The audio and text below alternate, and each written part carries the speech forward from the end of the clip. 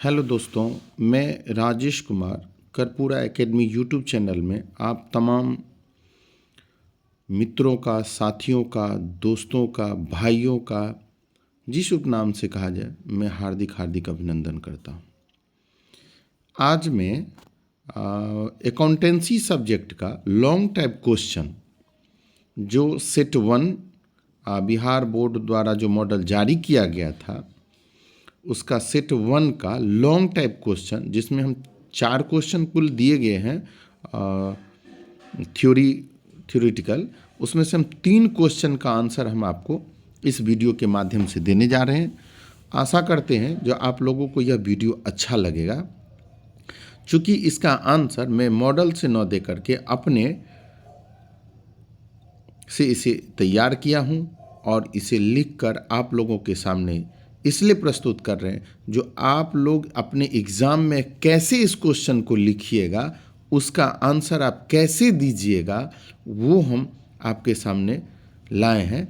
और आप लोग जो भी इस वीडियो को देखिएगा, ज़रूर इस आंसर को ध्यान से पढ़िएगा, तो आपको एकदम इसका सरल भाषा आपको दिखाई देगा और आसानी से आप इसे लिख भी सकते हैं। देखते हैं हमारा वो क्वेश्चन नंबर 1 क्या कहता है। 3 क्वेश्चन हैं, जबकि कुल 4 क्वेश्चन दिए गए हैं लॉन्ग टाइप, उसमें से 3 मैं इस वीडियो के माध्यम से देने जा रहा हूँ। 1 क्वेश्चन मैं अगले वीडियो में लेकर के आऊँगा। वो रियलाइजेशन के जर्नल एंट्री वाला क्वेश्चन है, तो मैं 1 नंबर वीडियो में लेकर आऊँगा। आज मैं बताता हूँ जो इसमें ऋण पत्र का क्या अर्थ है, ऋण पत्र का क्या आशय है, ऋण पत्र के बारे में हम आपको समझाएंगे। ऋण पत्र का क्या आशय है, ऋण पत्र किसे कहते हैं, ऋण पत्र की क्या क्या विशेषताएं हैं, ऋण पत्र की कौन कौन सी विशेषताएं हैं, उस मुख्य विशेषताओं का नाम बतावें। ऋण पत्र का आशय और ऋण पत्र की विशेषता ये बताना है आपको। तो चलते हैं हम लोग इसके आगे बढ़ते, ज़्यादा समय हम आपका नहीं लेंगे, आगे की तरफ हम लोग बढ़ते। ऋण पत्र से हमारा आशय उस प्रपत्र से, क्या लिखा है ध्यान से सुनिएगा। ऋण पत्र से हमारा आशय उस प्रपत्र से, प्रपत्र मतलब होता है कागज़ का टुकड़ा, जो ऋण का निर्माण करता है। यानी जब आप किसी से ऋण लेते हैं ना, और ऋण के बदले में जो आप उसको पेपर बना करके देते हैं, इसलिए उसका नाम पड़ गया ऋण पत्र। ऋण पत्र किसे कहते हैं? ऋण लेने का प्रमाण पत्र, ऋण का निर्माण करता है। अब ऋण पत्र समझ में आ गया होगा। ऋण पत्र किसे कहते हैं? एक प्रपत्र है जो ऋण का निर्माण करता है। ऋण पत्र को अंग्रेजी में डिवेंचर कहते हैं, ऋण पत्र को अंग्रेजी में डिवेंचर कहते हैं, और जिसकी उत्पत्ति लैटिन भाषा के डेबरी से हुई है। और डिवेंचर शब्द की उत्पत्ति कहाँ से हुई है? डेबरी शब्द से, DEBERE, जिसका अर्थ होता है उधार लेना होता है। जिसका अर्थ क्या होता है? उधार लेना। तो अब हम फिर शुरू से देखें। ऋण पत्र से आशय उस प्रपत्र से है जो ऋण का निर्माण करता है। ऋण पत्र शब्द की उत्पत्ति अंग्रेजी ऋण पत्र को अंग्रेजी में डिवेंचर कहते हैं, जिसकी उत्पत्ति लैटिन शब्द डेबरी से हुई है, जिसका अर्थ उधार लेना होता है। ऋण पत्रों पर ब्याज की दर और शोधन की अवधि का उल्लेख होता है। ऋण पत्रों पर ब्याज की दर और शोधन की अवधि का आपको कितने % से ब्याज देना है, 10% की 12% की 6%, इसका और वह रुपया कब लौटाना है, इसके बारे में इसका उल्लेख रहता है। उसकी भुगतान की अवधि का उल्लेख होता है। ऋण पत्र के धारक को ऋण पत्रधारी कहते हैं। ऋण पत्र के धारक को क्या कहते हैं? ऋण पत्रधारी कहते हैं। तो अब तो हम कह सकते हैं ऋण पत्र से हमारा आशय उस प्रपत्र से है जो ऋण का निर्माण करता है। ऋण पत्र को अंग्रेजी में डिवेंचर कहते हैं। डिवेंचर शब्द की उत्पत्ति डेबरी शब्द से हुई, जिसका अर्थ उधार लेना होता है। ऋण पत्रों पर ब्याज की दर और उसके भुगतान की अवधि यानी शोधन की अवधि का उल्लेख होता है या रहता है। ऋण पत्रों के धारक को ऋण पत्रधारी कहते हैं। क्लियर? अब हम लोग बढ़े आगे। ऋण पत्र की विशेषताएं। ऋण पत्र की जो विशेषता है वह ऋण पत्र कंपनी द्वारा लिए गए दीर्घकालीन ऋण का एक प्रमाण पत्र है। देख लें ना, ऋण का प्रमाण पत्र ऋण पत्र कहलाता है। तो कैसा ऋण? तो दीर्घकालीन ऋण याद रखना है, ऋण पत्र पर हमेशा दीर्घकालीन ऋण प्राप्त होता है, यह दीर्घकालीन ऋण का एक प्रमाण, तो इसकी विशेषता है। अगला हमारा पॉइंट है, इसमें एक निश्चित ब्याज दर होता है और ये ऋण पर जब भी जारी किया जाता है तो 5%, 6%, 8% एक निश्चित दर होता है। ये नहीं कह सकते हैं जो 5% होगा, इसका रेट कोई निर्धारित नहीं है, लेकिन कंपनी द्वारा जो रेट लगा दिया जाता है उसी दर पर वह जारी किया जाता है। अब उसके बाद हम लोग अगले पॉइंट पर आते हैं, एक निश्चित समय के बाद ऋण पत्र की रकम को वापस करना होता है। एक निश्चित समय के बाद ऋण पत्र की रकम को वापस करना होता है। अगला क्या है, यह रक्षित और अरक्षित हो सकता है, यह रक्षित और अरक्षित हो सकता है, यह रक्षित और अरक्षित हो सकता है। इसके धारक को मत देने का अधिकार नहीं होता है, इसके धारक को मत देने का अधिकार नहीं होता है। यह कंपनी के लेनदार होते हैं, यह कंपनी के लेनदार होते हैं। अब इसका ट्रिक देखिए, एक क्वेश्चन आपका 5 नंबर का आता है, थोड़ा सा इस पर हम लोग काम कर लें। यह क्वेश्चन 5 नंबर का आएगा। अब 5 नंबर में 2 बात है, ऋण पत्र का अर्थ है, ऋण पत्र की विशेषता। तो अब इसको बांटते हैं तो 2.5 नंबर का आपको बन गया यह क्वेश्चन। कितने का बन गया? 2.5 नंबर का। तो हम जो 2.5 नंबर में आप देखिएगा, एक फुल स्टॉप देख रहे हैं, अब यहाँ पर आप दूसरा फुल स्टॉप देख रहे हैं, आप तीसरा फुल स्टॉप देख रहे हैं और चौथा, यानी 4 स्टेप में 4 वाक्यों में हमने इसके अर्थ को स्पष्ट किया। तो कहीं ना कहीं 4 वाक्य अगर लिख रहे हैं तो 2.5 नंबर का तो टारगेट हो गया। अब इसकी विशेषता है, तो विशेषता भी 2.5 नंबर का होता है और आप लिखे कितना है तो 6 गो पॉइंट लिखें, ध्यान दीजिएगा, कुल 6 पॉइंट लिखे हैं और आपको 2.5 नंबर चाहिए, तो नहीं लग रहा है जिसमें हमको 2.5 मिल जाएगा। अगर इतना चीज़ हम उसमें लिख देते हैं तो आपका 2.5 नंबर, 5 नंबर, 2.5, 5 नंबर आपको मिल जाएगा। इसमें 1 नंबर भी आपका नहीं कटेगा, 100% आपको नंबर अगर यह क्वेश्चन पूछता है तो। अगला है वित्तीय विवरण से क्या आशय, इसकी सीमाओं का वर्णन करें। तो हम लोग चर्चा पहले वित्तीय विवरण, फिर वही बात 2.5 नंबर और फिर इसका नंबर 2.5 हो गया, तो कुल 5 नंबर। तो इसमें हमको ये ध्यान रखना है, जो 2.5 नंबर लाने के लिए कम से कम 4 से 5 लाइन आपको फुल स्टॉप के माध्यम से लिखना है और फिर अगला जो सीमा होगा उसमें 4 को 5 को दे दीजिए तो 5 नंबर हो जाएगा। तो हम लोग चर्चा करते हैं वित्तीय विवरण किसे कहते हैं। तो वित्तीय विवरणों से आशय ऐसे विवरणों से, वित्तीय विवरण से आशय क्या, वित्तीय विवरण से आशय ऐसे विवरणों से है जो किसी व्यवसाय की लाभदायकता और वित्तीय स्थिति का चित्र प्रस्तुत करते हैं। अब ध्यान दीजिए, लाभदायकता कौन दिखाता है तो प्रॉफिट एंड लॉस, अब वित्तीय स्थिति कौन दिखाता है तो बैलेंस शीट। तो हम यह कह सकते हैं जो वित्तीय विवरण प्रॉफिट एंड लॉस और बैलेंस शीट को कहा जाता है, क्योंकि बैलेंस शीट लाभदायकता की स्थिति को दिखाता है और balance sheet profit and loss लाभदायकता की स्थिति को दिखाता है और बैलेंस शीट जो है वो वित्तीय स्थिति के चित्र को प्रस्तुत करता है। तो वही लाइन तो आपको हिंदी में लिखना है, जो वित्तीय विवरण से आशय ऐसे विवरण से है जो किसी व्यवसाय की लाभदायकता और वित्तीय स्थिति का चित्र प्रस्तुत करते हैं। अर्थात यह एक ऐसा प्रलेख या विवरण है जिनमें व्यवसाय से संबंधित वित्तीय सूचनाओं का वर्णन रहता है। अगला लाइन देखिए, अर्थात लिख दिए क्या, इस बात को हम स्पष्ट किए, यह एक प्रलेख है, यह एक विवरण है जिनमें व्यवसाय से संबंधित वित्तीय सूचना, कौन सूचना, वित्त से संबंधित सूचनाओं का पूर्णतया वर्णन रहता है। वित्तीय विवरण के अंतर्गत मुख्य रूप से 2 विवरण आते हैं, वित्तीय विवरणों के अंतर्गत मुख्य रूप से 2 विवरण आते हैं। पहला चिट्ठा और स्थिति, चिट्ठा अवलिक स्थिति यानी बैलेंस शीट, और दूसरा लाभ हानि विवरण या आय विवरण, statement of profit and loss.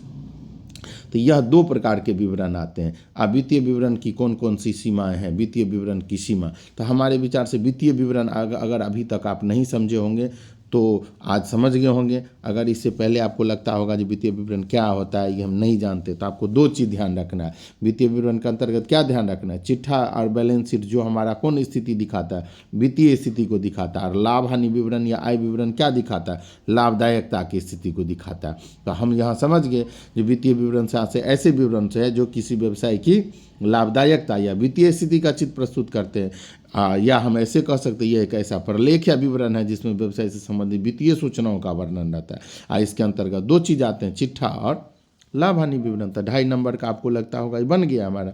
फिर अगले क्वेश्चन की तरफ, वित्तीय विवरणों की सीमाएं। तो वित्तीय विवरण की सीमा, पहला दिखावटीपन, दूसरा निश्चित समय, तीसरा वास्तविक स्थिति की जानकारी की कमी और चौथा साहसी की भूमिका की अवहेलना। पहला क्या था, दिखावटीपन, दूसरा क्या है निश्चित समय, तीसरा क्या है वास्तविक स्थिति की जानकारी, चौथा क्या है साहसी की भूमिका की अवहेलना, पांचवा क्या है तो पांचवा हमारा है जो यहाँ पर तथ्य एवं अनुमान, अवधि, तुलना की समस्या और संकुचित क्षेत्र, इस हिसाब से पॉइंट हिसाब से हम बना करके इसको याद करेंगे।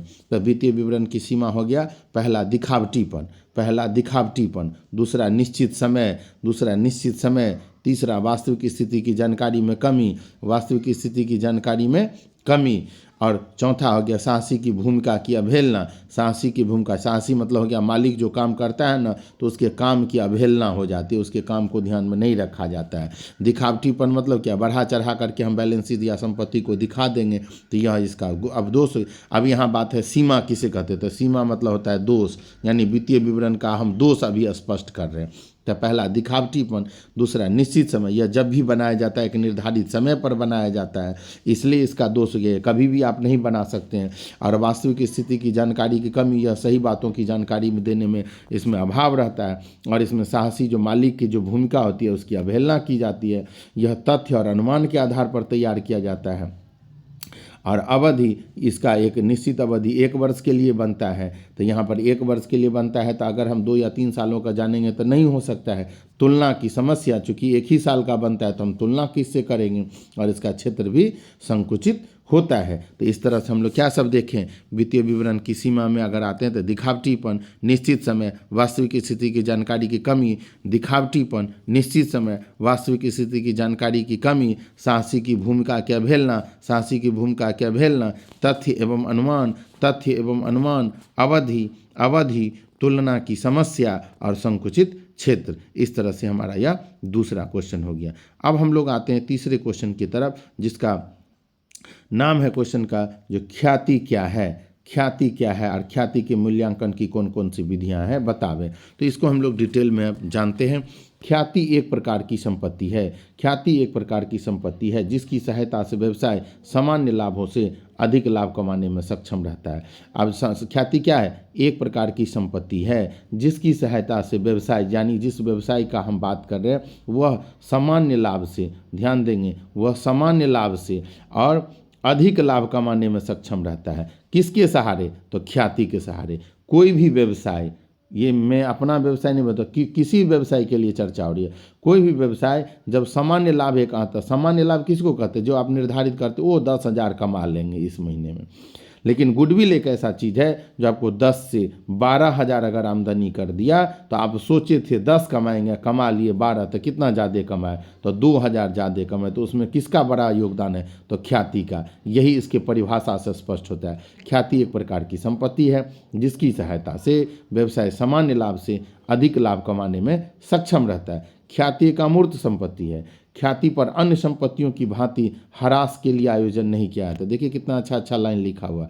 ख्याति एक अमूर्त संपत्ति है, ख्याति पर अन्य संपत्तियों की भांति ह्रास के लिए आयोजन, यानी इस पर ह्रास नहीं लग सकता है। अगला है, इसको हम सरल शब्द में स्पष्ट किए, एकदम आसान भाषा में।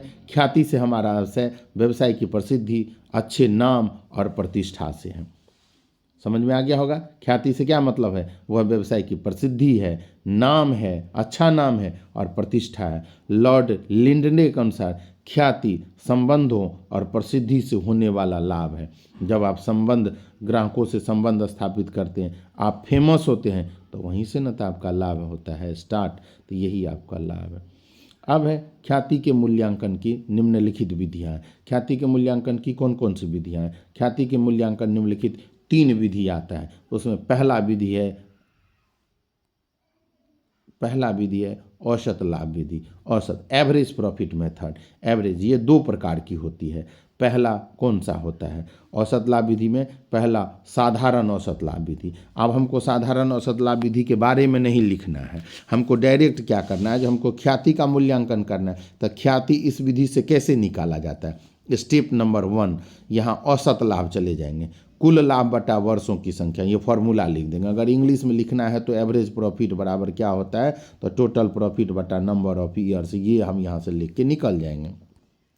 अब हम लोग अगले लाइन की तरफ बढ़ते हैं। इसमें इसके बाद ख्याति पर लिखना चालू करेंगे।